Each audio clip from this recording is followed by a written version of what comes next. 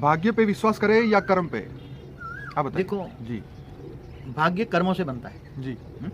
कर्म ही भाग्य बनाता है। अच्छे कर्म है तो अच्छा भाग्य बनेगा, बुरे कर्म है तो बुरा भाग्य बनेगा। जी तो जैसे मनुष्य का जन्म होता है जी तो उनके अगले कई संचित कर्मों के कारण जी। जो भाग्य बना है उसके हिसाब से जन्म होता है। कोई करोड़पति के यहाँ जन्म लेता है, कोई रोडपति के यहाँ जन्म लेता है, कोई दूल्हा लंगड़ा जन्मता है, कोई हैंडीकैप जन्मता है जी। इसका कारण क्या है? मैंने कई हाँ, आपके उस वीडियो में तो बताया, लेकिन आज हम भाग्य और कर्म के ऊपर बात करेंगे। कोरिलेशन है ना, जरूर कोरिलेशन है जी।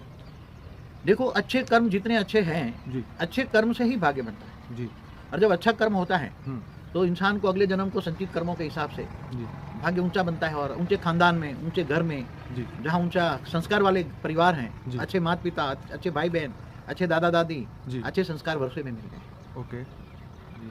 तो बाबूजी क्या ये सब पहले से फिक्स होता है, क्या भाग्य फिक्स होता है? भाग्य देखो बताया ना कि अगले कई जन्मों से संचित कर्म में जो तुम्हारी आत्मा में रिकॉर्डिंग पड़ा है, जी अब वो आत्मा के कारण तुम्हारा कहाँ जन्म लेना। जी।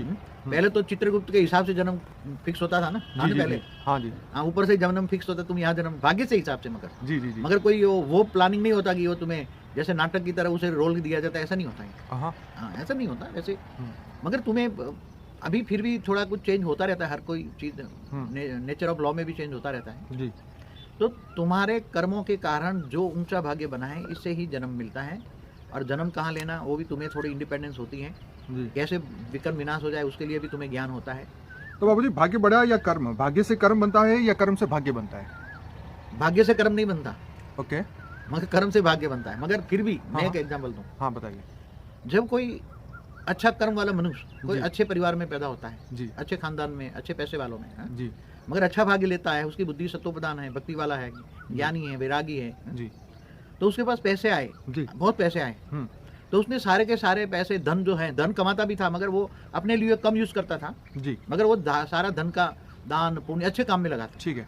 अच्छे काम में लगाता है तो उसके कई जन्मों को जो संचित कर्म का जो फल एक जन्म में मिला है। जी आज आप एक मुझे किसी ने एक प्रश्न पूछा था जी कि आज बड़े बड़े खरबोपति अरबोपति जो बड़े बड़े अमीरात है ना अरब देशों में, जी जी जी। तो इतने खरबोपति अरबोपति कैसे बनते हैं?